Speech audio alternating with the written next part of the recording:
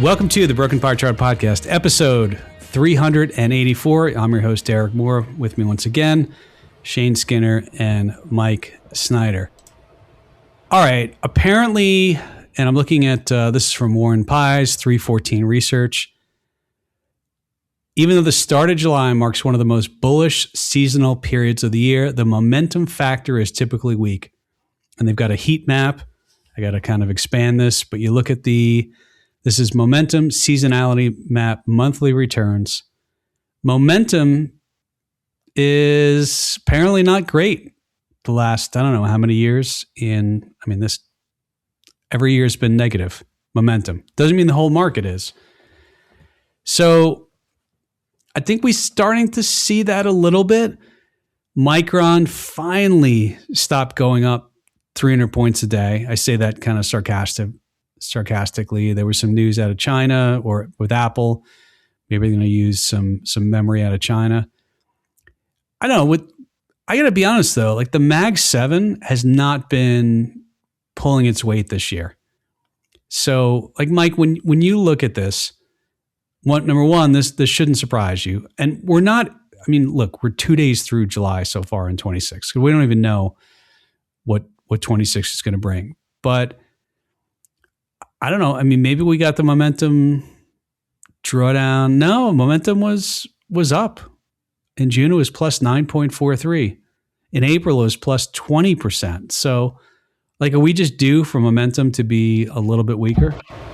That's sort of what I was going to say. I mean, at a certain point, it has to balance out and be a little bit weaker. And if you look at this chart, there's a lot of green, in 2026. And to start the year, there's generally more green than red. And July seems to be the month where maybe there's some rebalancing being done where, heavy growth stocks are being sold and profits are being taken and maybe rotated into other areas. I think I saw, did I see this right? Micron is being taken out of the S&P or the Russell 1000 value index. Shane, did you see that? Let me look that up real quick. I feel like somebody had sent that to me. Was removed entirely from the Russell 1000 value index and shifted into the Russell 1000 growth as part of its semi-annual reconstitution that took effect after the close of markets June 26th. So, all right. So you can't really blame the reconstitution on why Micron is soft the last 2 days. But what's really interesting, Shane, is like, come on, really? Like the value index gets all of that upside. And if Micron, I don't know what Micron's going to do. Neither of us do. But if Micron starts to come down, they get none of the pain of it coming down. So good for value, I guess, Shane. Yeah, I mean, I said to Mike earlier today, I was like, you see the Dow is up, and it's crazy. We're seeing dispersion across different areas of the market. And, I think the S&P was, slightly down on the day. Tech took a real beating. The NASDAQ 100 was down 2.5%, give or take. At one point, it closed at down, I think 1 3/4 roughly is where it closed. But, it's interesting to see the dispersion. You're seeing stocks pull back.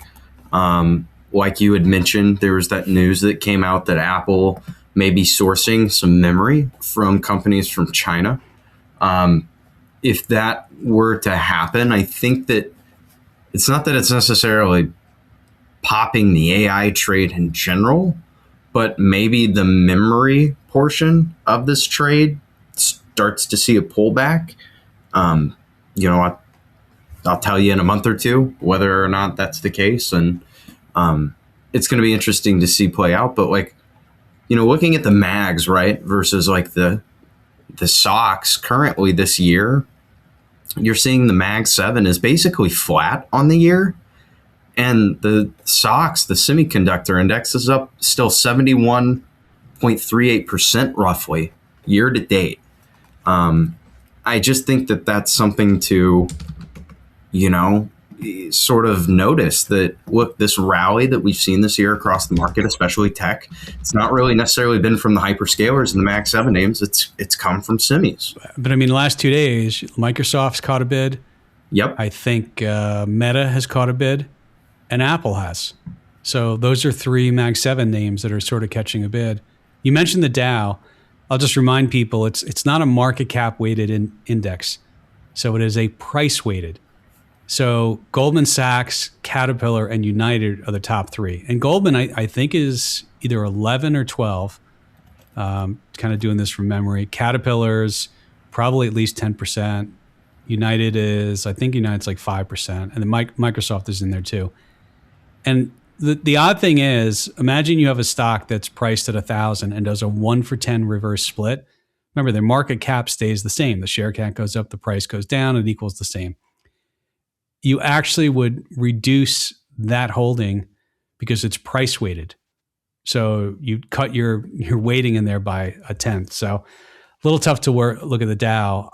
I will tell you though, I mean, I watch the dollar, and there's sort of this zone, I call it the zone of indifference. And if the dollar keeps going though, that's generally a headwind. And it's a headwind because when you report earnings, US-based companies, they report them in US dollars. So your foreign sales, if the dollar's going up, your revenue and your income actually is reduced because when you convert it back to dollars. So when I look at the US dollar index, and part of the reason why the index has been running a little bit is, interest rates. Dollar is definitely sensitive to interest rates. It's also, you guys remember coming into the year, it was, the US dollar's done. People are going to go to other stuff. I mean, that really started in, I guess it was a year ago too, more than a year ago. And no, it's not. So I look at the dollar today. It closed down about 0.5%. It had crested 101. It's back below 101. It's just something to watch, because when you think about earnings, above all else, earnings drive long-term performance of the stock market. We know earnings estimates are really good. We could debate whether the quality of the earnings is as good as the analysts think. We could debate whether, margins, I think we talked about it Monday in our IC meeting, 15.8% is the expected forward 12-month net profit margin on the S&P 500. So, Mike, I know you follow the dollar, maybe not as much as I do.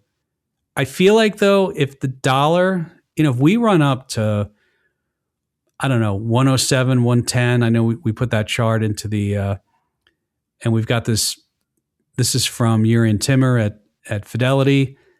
We're going to more of a tightening regime. Does this become a problem, Mike?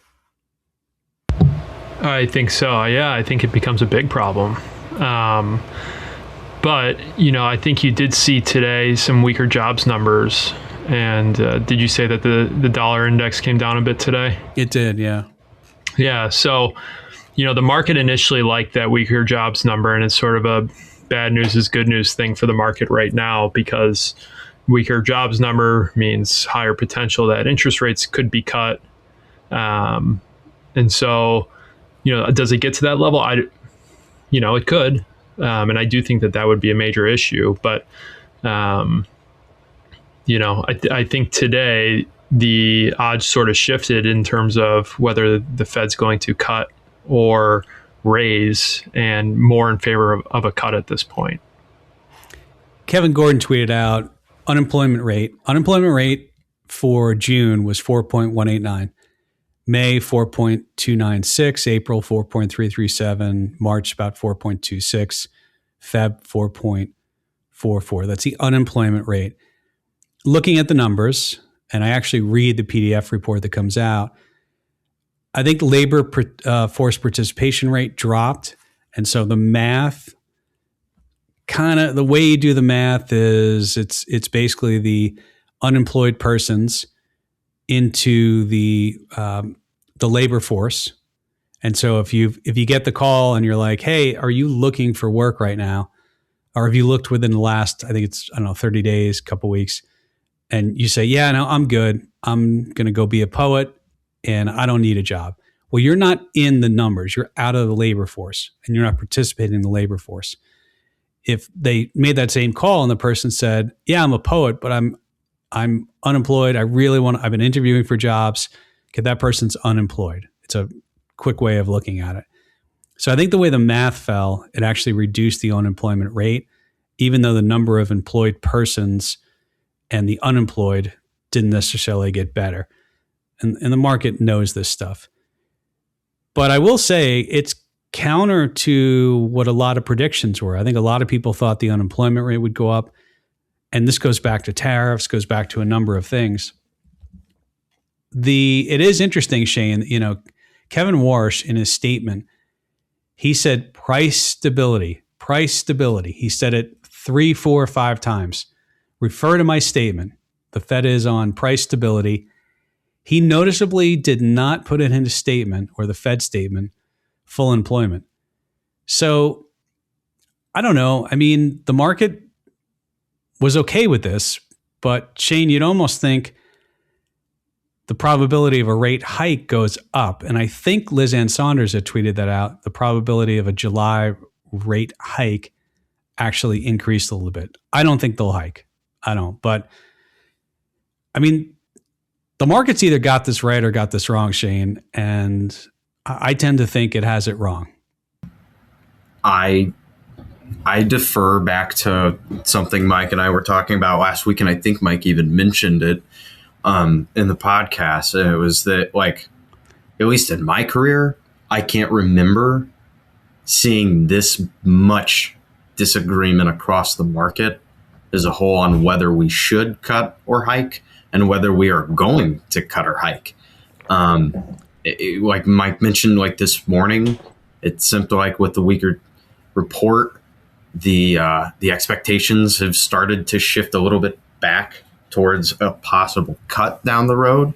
But at this point, I don't know what to make of it. I don't think that I'm not going to open the can of worms of the national debt thing and the whole, servicing debt at higher interest rates is very costly and it's starting to get into the trillions at rates this high. I don't think it's ideal for the system to go through a longer period of higher rates here if it doesn't have to. But at the same time, I don't know. I could see them letting employment go a little bit if it meant making sure, like you said, price stability stays calm and things don't get out of control, because I think you're going to catch a bid on oil. I'm not saying that oil prices are necessarily going to surge, but a lot of reserves have been depleted. And that doesn't mean that gas at the pump's necessarily going to shoot up, but I'm wondering if there's like a hidden demand for oil coming down the road. I don't think so. No, I don't think so. Here's why. They were using swaps. So they're selling the front end and they're going to replenish it with the back end. With the back. Okay. Yeah. And it's a sort of a spread trade where you're selling at a higher amount and you're going to rebuy it at a lower amount. So in theory, it actually brings in money to the U.S. government. But I would say, and I think the oil trade's done. That's the last chart I put in you guys' packet there. It's done. Like, we're not – Strait of Hormuz count. Let me look on Bloomberg. The vessel count crossings in the Strait of Hormuz, 30 yesterday. At the normal period before the conflict, you're looking over 100, as high as 140. So the market is the energy markets are looking past this now. Like, they don't care anymore. They don't. And we only look at things from an economic standpoint and a market standpoint. But the oil market, the way it's pricing, it's moved on. It's $68.49 WTI. So we're almost down to the beginning of the years. I think this is done. And it also bolsters my opinion that the Fed is not going to raise rates. Because, here's the other thing too. a lot of people in April said, oh, the Fed has to raise rates simply because you have to get the price of oil down. Number one, raising rates does not lower the price of oil in this case. It is a supply expectation, and it is a geopolitical risk premium that was put into the price of oil. But CPI, because of this, is going to continue to go lower. I get it. Core doesn't have energy in it. But Mike, if I'm looking at this energy and if inflation, if the input cost, and oil is in a lot of stuff, if those input costs come down, Mike, like this, the people who want higher rates, that story is evaporating quickly. Yeah, for a while there, all you heard was with oil at these levels, they can't cut. That's right. And we talked a lot about how that didn't make much sense just because of exactly what you said. Raising rates isn't going to impact the price of oil. It's a supply issue. But now there is that argument is out the window. Oil's back to where it was on February 27th, which I believe was right before this all started. So the price is normalized, and it's definitely going to help the inflation numbers where people were sort of trying to spin them into creating a case to raise rates because of it. Liz Ann Saunders tweeted out, ISM prices paid component of ISM manufacturing PMI continued to ease in June, falling 9 percentage points to 73, the largest drop since July 2022. Yeah, I mean, you look at this, it had gone up. It had gone up to levels we hadn't seen before. No, that's not the right way. We haven't seen since 2021 era, maybe in 2022, but although that was on the way down. Like if this comes down, I mean, this is basically telling you that prices are dropping, and that's going to flow through to CPI. So, I mean, Liz Ann Saunders gave you the chart. It's a Bloomberg chart, ISM Manufacturing Report on Business Prices Index. So this is coming down. I think we get, and it wouldn't be the first time that economists and the Fed are wrong. And I've said this before, Shane, that their dot plots, they might as well not do them, because you look time and time again, and what they think things are going to look like in 6 months and a year, very, very often they are wrong. But it is a reflection, I think you pointed out, Mike pointed out, of what they're thinking in the moment. And if that thinking goes into interest rates, then maybe the market is reacting to what they think people are going to do because they're thinking that. I think it could surprise, Shane. We could see cuts. We could see cuts by the end of the year.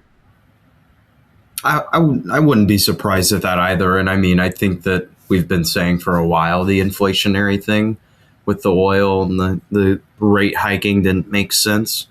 I'm just, and this is, again, I'm no expert in this space. All right, I'll move on to Mike then. Mike, what do you I'm kidding, Shane. Go ahead. No, I just, it's the only thing I worry about is I don't know how much of the reserves need to be replenished, and relative to the amount of oil that's actually out there on the market, the rate they need to replenish it at. You see where I'm going with this, but I'm with you. I mean, this PMI chart looks pretty clean, and it seems like we may have caught a top here, which would be an argument for rate cuts, not rate hikes, I would think. So let's talk about the markets, because all this goes back to the market. One is I threw a chart in here, and it talks about semiconductors as a percent of the S&P 500. If I can find that, there it is. This is from, let's see, by RIA Advisors. Okay. Compiled by Citadel Securities, GMI. All right. So audience can't see the chart. The prior peak was 2000, when semiconductors on a weighted basis got up to 8% of the S&P 500 index. And this is 1995 to June 2026. By the end of June, they were 18.8%. So you can imagine this chart. 18.8 is bigger than the 2000 peak. Now, Micron is in there. Micron's in the semiconductor, I believe, or in the SMH. Intel, we've talked about Intel running, NVIDIA, which has been a little bit of a laggard compared to some of the other ones. So, this sort of happens when you have things that run, they get a bigger share. Does this mean that semiconductors now, Mike, are like they have to revert to the mean and they're going to come back down? Or, energy companies used to be a much greater share of the S&P 500. Them coming down didn't mean the markets crashed. It just meant that other things took over the mantle. Yeah, when Shane mentioned it earlier, mag stocks are flat for the year. So, for the share of the S&P, for the semiconductor share to go down, it doesn't necessarily mean that it has to crash. It could be that other companies, other sectors start to catch up. We've seen healthcare had a good week this week. Some of the mag names, like we said, caught a bid. So it doesn't necessarily mean that semiconductors are going to crash for that to balance out. It could mean that other areas are just going to catch up. Now, this week was a bad week for semiconductors, and you can see the effect that it has on the broader market when semiconductors are down. You look at the mags, and sometimes they're flat, or you have Apple up, but semiconductors are driving a lot of the broader market movement right now. Here's the tough thing. And we don't, we're just talking we kind of give opinions of what we think. And a lot of times we're right, a lot of times we're wrong. And we don't necessarily change the way we invest for advisors and clients that we're running strategies for. In fact, a lot of the stuff we do, we're just long the market at buffers, hedges. So it's not like we're doing anything because of this. I could make the case that these things have run so far, so fast, and a lot of the future expectations have been brought forward into the current price. I could also say that maybe we're still early. And if this is truly the next wave, either it's a new wave, meaning AI, or it's a continuation of the technology boom that started in the 80s with the microchip and Intel. According to Carlotta Perez, Technological Revolutions in Financial Capitals, great book if you want to understand these cycles. I could make that argument too. Imagine though, when this crested above 8%, if you would have said, well, there's no way it's going to hit 8% at the 2000 peak, I'm going to sell all my semis, if you're someone who's picking that stuff. And then it winds up going another, 10.8 above that. So, I can make both of the arguments. And one of the reasons why, a lot of people don't have to do that because they own the index and they just own this stuff. But this has been, Shane, we talked about this 2 years ago. Semiconductors made a run early and they went nowhere. I think their high was in 2023, and it wasn't until, was it the fall of 25 that they made a new high? They're running, and this happens in markets. Yeah, it absolutely does. And, I just keep coming back to hyperscalers and the transfer of cash. And I can't help but wonder if and when it becomes a situation where the hyperscalers are no longer willing to commit to the spend that they have been. I'm not saying that will ever happen. I think the big thing that the market is going to be looking forward is basically the return on the investment of this. Are the major players that have put significantly large amounts of cash into this space actually making their money back? Or is it, and even if it's just showing some promise of the potential to make that money back? But who cares? Who cares if their free cash flow is down? Okay, so what's the downside of free cash flow being down for the hyperscalers? It's they're not buying back their shares. And So, I mean, they have the money. But free cash flow is the life force. I mean, that's research and development. That's all this stuff. And I'm not saying these companies are going to go under by any means. I'm just taking the contrary opinion. I'm saying, basically, a lot of companies bought back their own stock. So if that's slowed down, and I should have pulled a chart on that to see the buybacks. I probably could find that on Bloomberg. But I mean, they're using some cash. And by the way, if you own the whole market, that cash is going to other people. To other people in the market. That's why Micron, Nvidia, Intel, all these other people are getting the cash. So whether they bought their own stock or it's going somewhere else, I could argue against it. Here's the other thing. If we bring this back to the market, Ryan Dietrich had tweeted something out. The sweet spot for the rest of the year. S&P performance up year to date between 5 to 10% at the midpoint of the year. And then he shows this chart of going back to 1950, all year since year to date, end of June through starting in 1950. And he pulls up all the times you're up more than 5%, basically the first 6 months of the year. And then the median Q3 return was 3.1, the average 2.4. 2011 was the worst year, and then you had some meandering years, 2 in the 50s, 1 in the 70s. And then they have this final 6 months return. So when you're up more than 5% first 6 months of the year, the final 6 months, all but, and I'm going to estimate there's like 15 of these, 20 of these on here. I didn't count them. But your median is 5.7 the rest of the year, 6.6. So 2011 is that was down. 2007 was down. But there are years like last year, market was up 5.5% first 6 months. Now we're up 9.6 this year. And the Q3 return last year was 7.8. The final 6 month return was 10.3. Okay. I will say that going back to 1950, I'm looking at Ryan's chart table here. 9.6 is the most the market's been up year to date, end of June. No, it's not. I forget that. 1963 up 9.9. The final 6 months was up 8.1. Final full year return 18.9. So there has been a year that's been like that. And you look at some of these numbers. Just because it's up the first half of the year doesn't mean it can't be up the next half of the year. And we've learned that.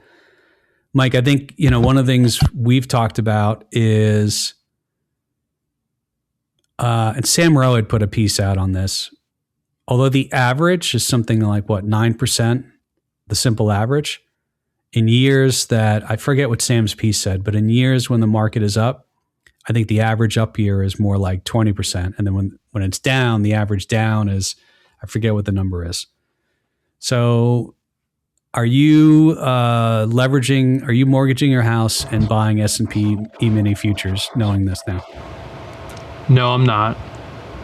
And neither should you. But I'd be curious to see what this would look like when the market's over 10%. I'm sure it's a mixed bag. And I wonder if this is a psychological thing where, halfway through the year, okay, the market's up between 5 to 10%. It's not up a crazy amount, so it still has room to run. Whereas if it's up, 15%, people may start to get more conservative and take profits early.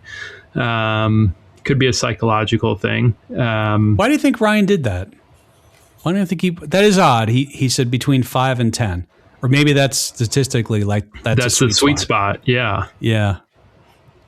Yeah. So you're saying, Mike, if it was up 20% first 6 months, okay, what does that look like? Right.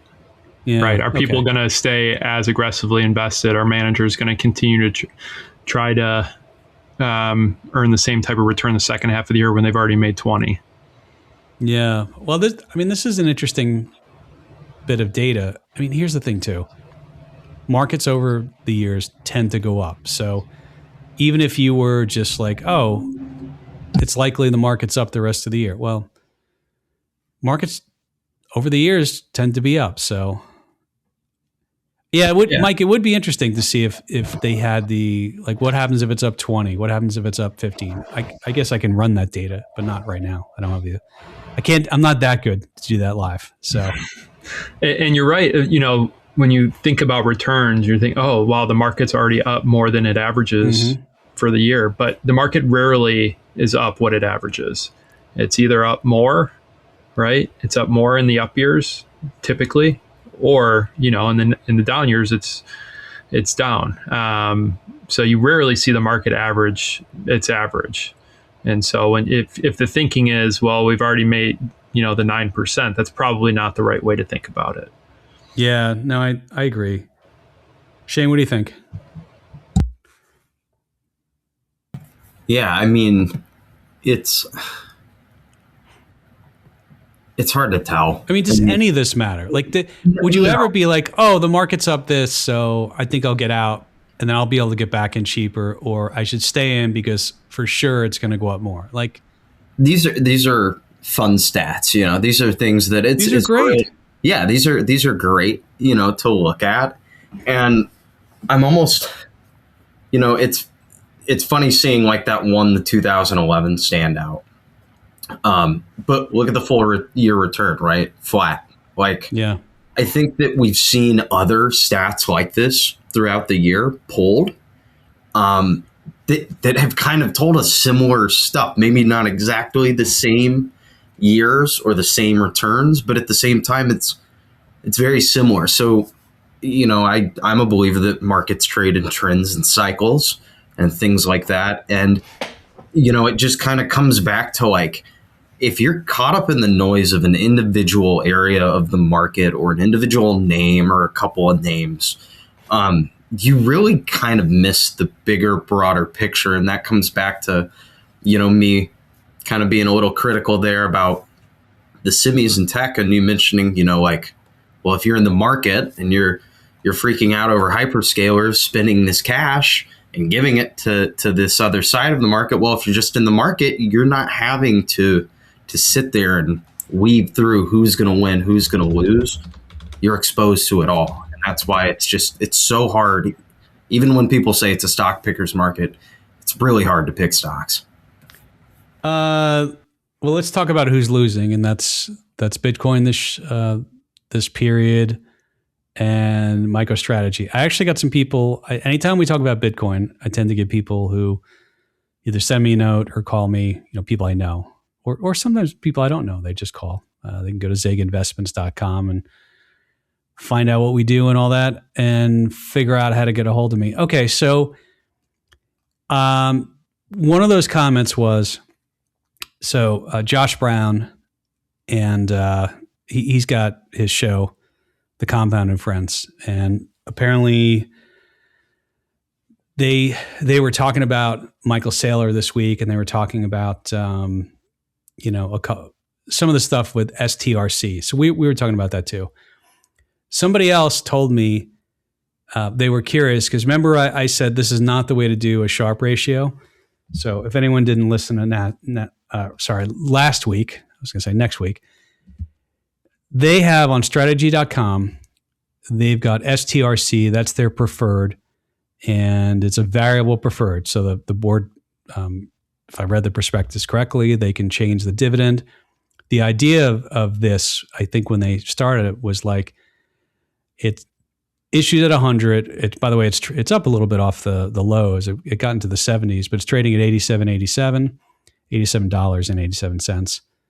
And I think their plan was, you know, we'll raise the dividend, and we will, if we raise the dividend, then people will buy it, and then it will naturally flow back to 100. And I don't know if they've raised the dividend enough or.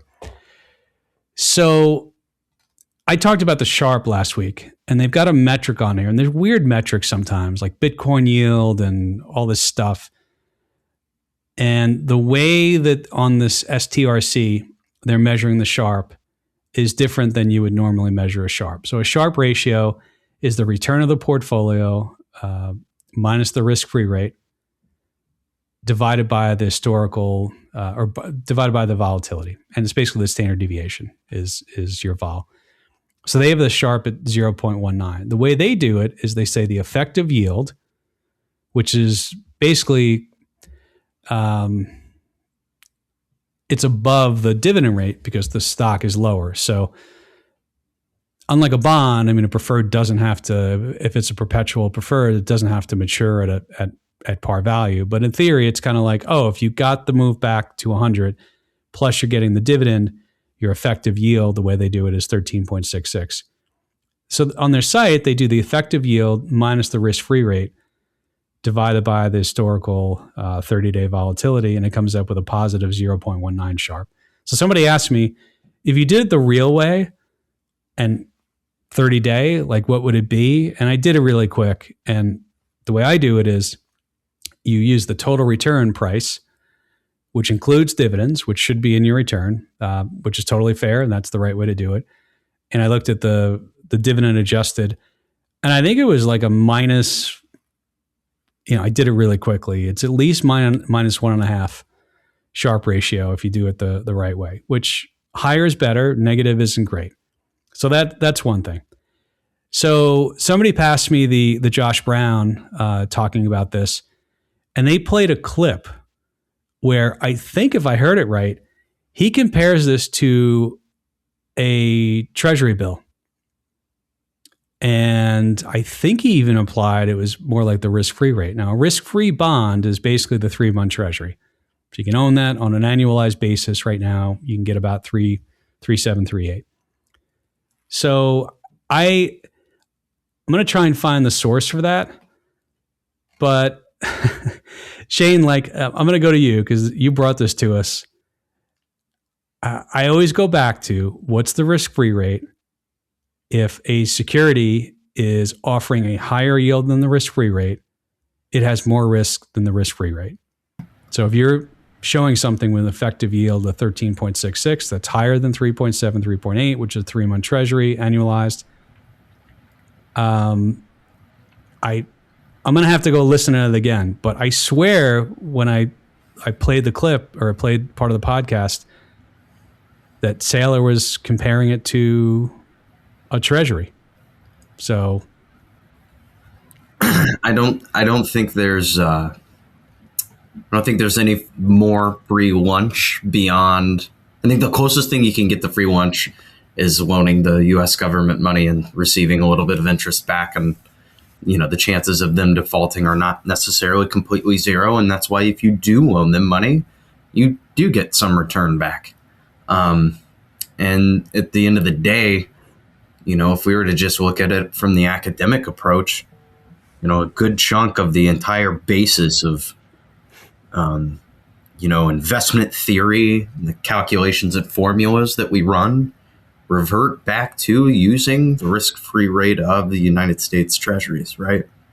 And so, I heard from a friend who, works in the business that, he really wasn't personally impressed by this, but what he had said was that he noticed there were people that he was observing in the marketplace that seemed to think that this was free lunch, that this was free money, and that it was safe. It was going to stay pegged to 100, or if not within a couple of dollars. And, they're just sitting there outperforming the average return of the S&P 500, right? That 10% roughly. And it just eventually it can come back to bite you when you think something's too good to be true. It usually is. And I'm sure there's plenty of people who made plenty of money on this too. But right now, according to Bloomberg, 3.765 is the risk-free rate. So 13.6 is above that. And I always say you're at a certain multiple above the risk-free rate, you have risk. Mike, are you, I'll go back to the initial question, since you're not buying E-mini S&P futures, is this the asset you're going to borrow money and invest in?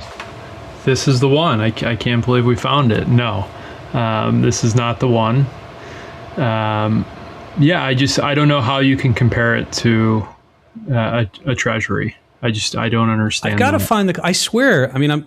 I apologize if I listened wrong, but somebody sent me the Josh Brown clip, and I feel like, so they played Michael Saylor talking about this, and I swear he said comparing it to a treasury. I'm going to have to re-listen to the podcast. I think it was one of them this week.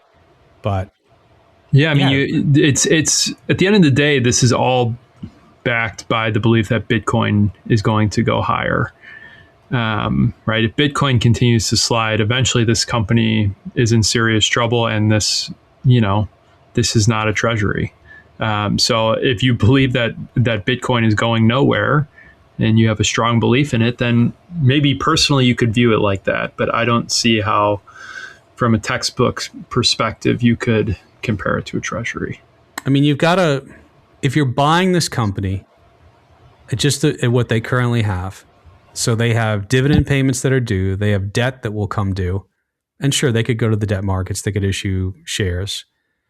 Issuing shares is dilutive because there's more shares. But yeah, it's like I don't know. I don't want to spend too much more time on this. But Bitcoin from October 6th through June 30th, this was a chart from, who is this from? Charlie Bolello. So Charlie had Bitcoin major corrections from all-time highs, September of 2010 to June 2026. And Josh Brown made this point too. Michael Batnick, his co-host on that program I listened to, I think he might have said, like, this is normal. So 54% decline through the end of June. And then you look, in 2021, they had a 78% drawdown, 55% down in 2021. I mean, you had 30%, 33%, and 25, 24 respectively, on and on. Like this, it definitely does draw down.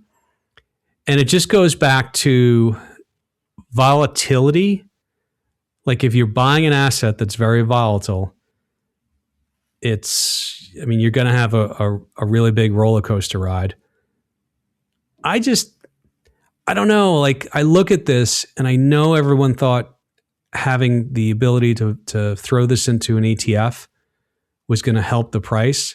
And I know the price went up. I think people are quick to sell stuff that's not working. Look at what they're doing with gold right now. Gold, by the way, the short interest ratio on gold, and it's not crazy. It's not like, let me find the chart here. But the short interest ratio was up. Let's see. Short sellers are aggressively piling into both gold, GLD, and GDX. Gold shorts make up only 3% of the ETF, meaning short sellers cannot move the price. Conversely, GDX is much more crowded and faces short squeeze risk. Okay, this is North America. Who is this? This is not our analysis. Okay, it's not on the chart. So somebody put this together. It's not us. But you look at the chart, and the short interest as a percent of the free float, as of the end of June, it was over 4%. So yeah, no surprise. People are shorting an asset that has been going down. But like Shane, this is my point. It's very easy to hit the sell button on these. GLD, people were rolling into it, and the flows were there. People are not rolling into it anymore. Maybe it catches a bid here, maybe it doesn't. But same thing with Bitcoin. It might catch a bid, might not. You could argue whether it's legitimate use but I mean, things that go down, Shane, the flows go out. People chase the flows. They chase performance. Yeah, absolutely. And I think, obviously anything can happen, but I've said it before and I still stand by it. I think the worst thing for Bitcoin right now would be for it to break away from its sort of multi-year cyclical pattern that it's been following, which analysts have been suggesting. If we stick to that, we would likely see some type of a bottom forming in Q4 at the end of this year, potentially. We'll see if that comes true. That cycle has played out, I believe, twice before now. It's, I think, a 4-year cycle they look at. And so it'll be interesting whether it does or doesn't. Maybe it gets front ran, but I just, and maybe it just falls short and it goes to zero. But I don't think the life or the future of Bitcoin depends on what happens to MSTR. But I think what happens to the future of MSTR could definitely, obviously, be dependent on what happens to Bitcoin, right? All right, you guys got me spending way too much time on this. So sorry. I'm out. I'm done. I'm done talking about Bitcoin. Let's go back to the overall market. So the S&P today closed. Did I see that right? It was almost unchanged. Was it really up plus 0.01? No. Is this a bad? What am I looking at here? You've got SPY down 98 cents, but I do see SPX up a penny. Why is that? That's weird. Oh, no. Okay. No, the market came back. Yeah, the market came, because the market was down at one point, like 0.4%, almost 0.5%. So we were busy. I know we were busy trading other stuff, not SPX, into the close. So, but, kind of, if you look at that pattern, it's a little bit of a wedge or a megaphone pattern. And, the technician to me says maybe we see a breakout or a breakdown, or it just the pattern resolves without a break and you kind of go sideways for a while. I did want to ask you guys, and I'll get back. We got to start, marking down our predictions so we know how bad we are at doing this stuff. Currently, the market is 6.9% below 8,000. So this ties back to Ryan Dietrich's chart about when you're between 5 and 10. Do we touch 8,000 this year? Yes or no? And we're not trading off this, folks. Just kind of a fun exercise. Shane, do we hit 8,000? 6.9% below that. I'm going to have to say probably, yeah. I got to go with a yes. Whether I think we should or not, it doesn't matter. We probably go there. Mike? Yeah, I think so. I think the odds are that we will hit that. I mean, I almost want to take the other side, just to take the other side then, because I mean, honestly, I do think we could touch it. So here's the other point. 6.9% below the current market is 6966.89644. And if there's any other digits, you can look that up yourself. Does the market touch that before the end of the year? Shane? I could see 7,000 to 8,000. I know that sounds crazy, but so not the extra 3.11 points. No, it'll to get to 69.66. No, it's too far. The 44. Yeah, okay. I could see like 6,900, right? I could see that a little more, maybe a little less. Below 6.9% below the market is 69.6689. So yeah. No, I think we'll hit there. Yeah, I could see that. I could see one last little maybe pull back. All right, everybody, grab your pens. Shane, exactly what day will that hit? No, Mike, is it hitting that? I mean, I have to go with no. If I think it's going to 8,000, I'm going to say no there. Swings like that have happened, and recently when the market sells off, it recovers very quickly and then some. But I'm just going to go with no. Yeah. All right. So I'm going to say no as well. And no, like 6.9% based upon what Ryan Dietrich just put out says, yeah, totally plausible. I feel like the market, though, at least technically, it's been in a range, and it wouldn't surprise me if we kind of meandered around a little bit for a while and then decided what it's going to do. But I will say, if what I believe the Fed is not going to do, which is raise rates, and if there's any inkling that we might get a rate cut, this market could be off again, or not. That's why we hedge. So if this was easy, everybody would be doing it, right? We should. I haven't checked our December episode to see what our predictions were. I'll have to go back and look at that, see where we are based upon those. Okay, let's go to recommendations this week. Mike, besides a new air conditioner for your office, any other recommendations? Let's see. I'm going to stick with the World Cup. I really never watched soccer, but I've been into this. The crowds have been amazing.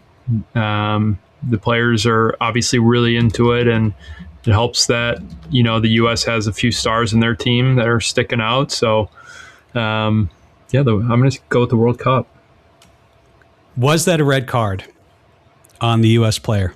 No. I don't think so either. And for anyone who doesn't know, in football, for the international listeners, and then soccer for the U.S. listeners, one of the U.S. players wound up stepping on the ankle, and he gets a red card. That means he's out for that game, and the U.S. plays down a man to 10 men, so he plays short, and he's out the following game. So they're playing Belgium, and we do have listeners in Belgium. So good luck to the Belgians. But he's out for that game, and it's not great. So, okay, that's kind of boring, Mike. Like, when I used to listen to, I still do, Barry Ritholtz, I've said this before, and I've told Barry this when I met him in person. I've totally stolen his, he used to do this thing, what are you reading, watching, or writing, at the end of his Masters in Business podcast and show for Bloomberg. So the whole idea is you're supposed to tell, maybe give people ideas of things they wouldn't have found on their own. So the World Cup, I don't know if you know this, Mike, but it's pretty well known it's going on. Well, I'll be honest with you. When I'm not working or taking care of my children, I'm sleeping. So that's really all I got going on these days. All right. Well, at least it's something that's still going on. You didn't give us a recommendation. It's already passed. So thanks, Mike, for that. That's good. Shane, what about you? All right. In the spirit of Christopher Nolan's Odyssey coming out soon, I'm going to have to say, "Oh Brother, Where Art Thou?" And I'm sure many people have already seen it, but if you haven't, it's actually its own rendition of the Odyssey. It's a great movie, pretty stellar cast. That's Clooney, right? George Clooney was in that? Oh, yeah. Yeah.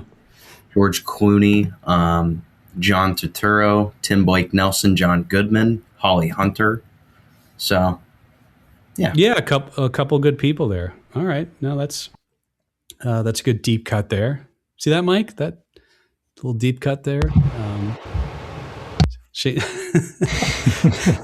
We got to give you some crap, Mike. I won't recommend fireworks this weekend for the 4th of July.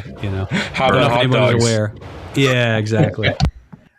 I'm getting old though, because I remember the 200th anniversary in 1976, and now we're at 250. So I watched the season 2 of The Agency on Paramount Plus, and I'm going to give it a buy recommendation. I watched season 1, season 2 came back. They gave me all the episodes at once, which I like. I recommend it. I thought it was pretty good. So good for Paramount Plus. I got to figure out what I'm going to watch this weekend. So I think that's it. I think we did it. We figured out everything that's going to happen in markets and everything that won't happen in markets. So for everyone, I hope you enjoyed the long holiday weekend, because this be out on Sunday usually. Shane, Mike, thanks again. Happy 4th of July weekend. For everyone else, we'll be back next week. See you, everyone.